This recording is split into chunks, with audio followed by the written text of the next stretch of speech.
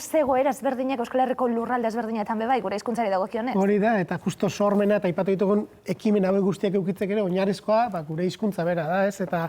Eta belaunaldi berriek ere erabiltza, ekartzea, eta leku batzuetan badakigu indartsuago dela zorionez, eta beste batzuetan hortxe ari dira, badakigu, badudela ofizialtasunik ere ez daukaten lurraldeak, eta zubera da horietako bat, eta handik egin digute deia, lehengo astean aurkeztu zuten ikaskoli deitzen dioten egitasmoa, badira urte batzuk, uste dut 15-16 bat, hain justu ere, bertako produktorekin, edo bertako produktoren hainbat langai sartutako oso otzara polit batzuk, otarreak salgai jartzen dituzte, eta diru hori zuberan dauden bi ikastolak bultzatzeko eta laguntzeko, eta hain beharrezko duten sosak biltzeko izaten da.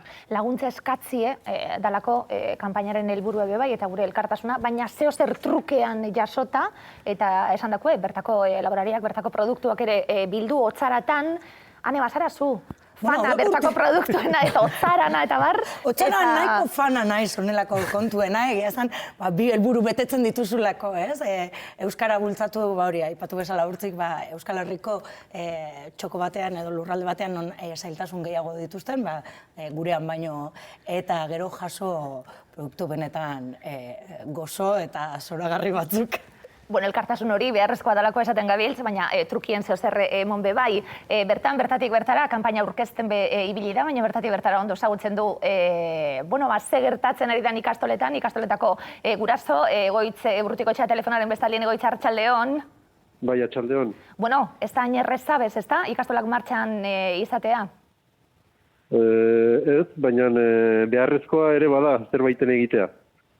Egoitz esan duzue, kanpaina abian, berriro beste urte betez kanpaina abian, zer eskatuko diegu ikusentzulei? Hori, aurten ere Siberoako ikastolak laguntzeko kanpaina edo abiatu dugula, ordan erran behar da, 2003tik ari garela saskiak prestatzen egu berri denboran, eta urten nahi izan diogu nolabaiteko dimentsio publiko bat eman, orain arte ikastolen saren bidez zabaltzen bai genuen kanpaina hori, ez? Aurtengoan saiatu gara leku berrietara edatzea, iduritzen zaigulako importantea dela Siberuan ikastolek bizi duten egoeraren berri emate alde batetik, eta bestetik nazio elkartasunaren bidez ere Siberuan euskararen garapena sustatzea ikastolak lagunduz.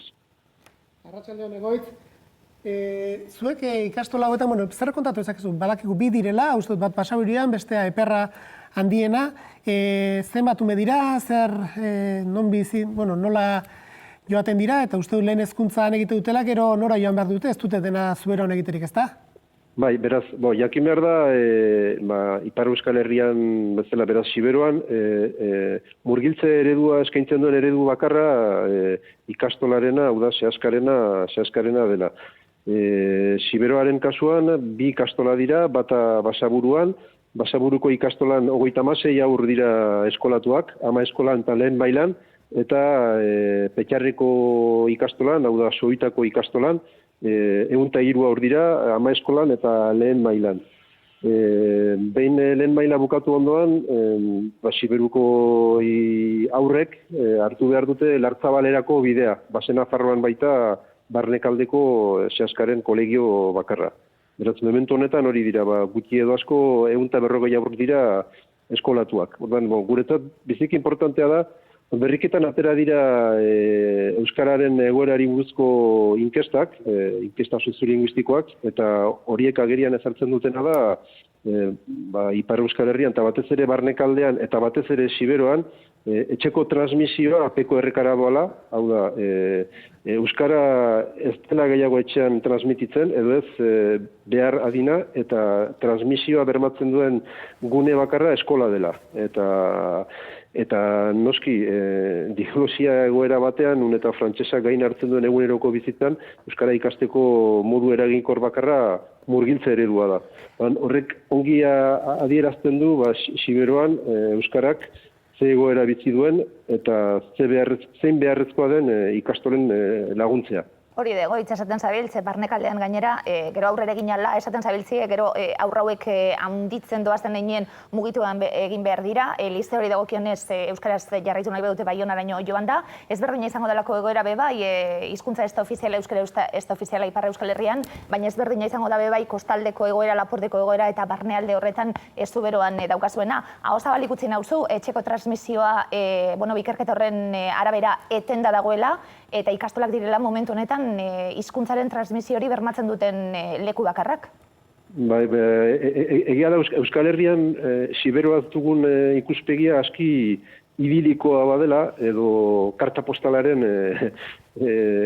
postaletik hainitz baduela, pastoralak eta maskara da, baina gaur da eguna, nun maskaradetan aritzeko gazte euskaldunen atxemaiteko zailtasunak diren. Eta ustut datu azpimarragarria da, azken urteetan maskaradak eman diren herri gehienetan, ikastolatik pasa diren aurrek dutela gazteek, beraz, dutela parte hartu bertan, ez?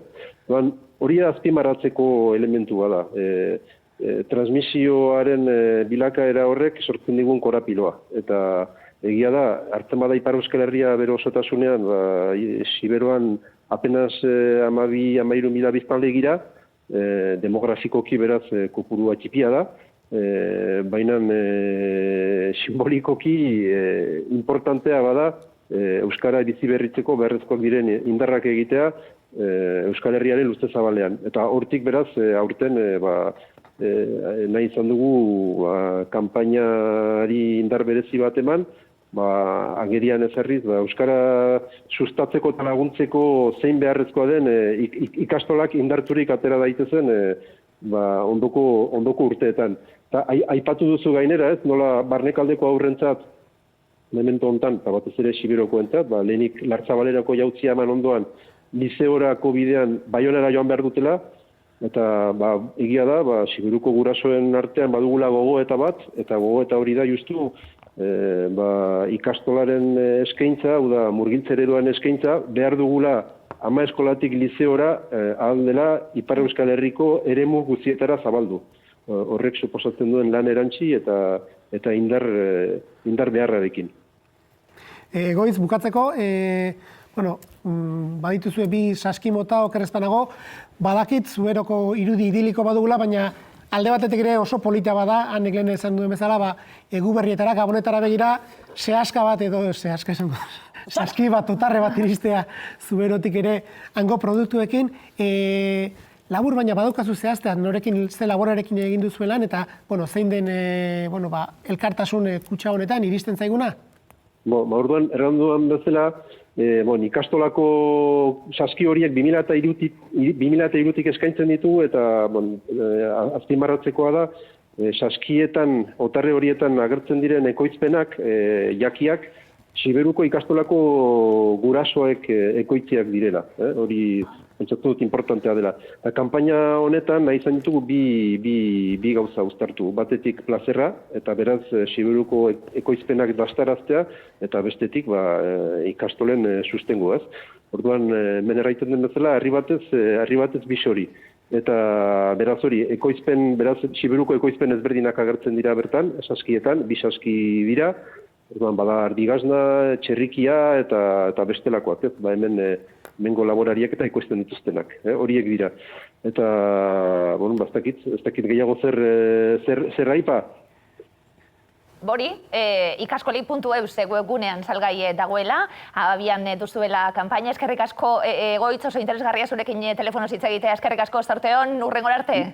Bai, mil eskertzuei. Eta gauza interesgarri asko. Eskerrik asko Goitz, esan dizkigu Goitzek, plazerra alde batetik jatearen plazerra, eta ikastolak sostengatzie.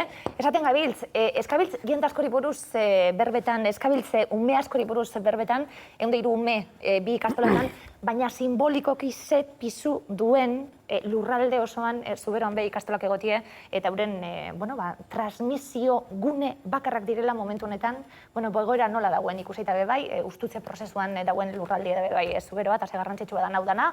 Gabonei begira baten bat animatua da, ikaskoli.eus webgunean hotzarak zailgai.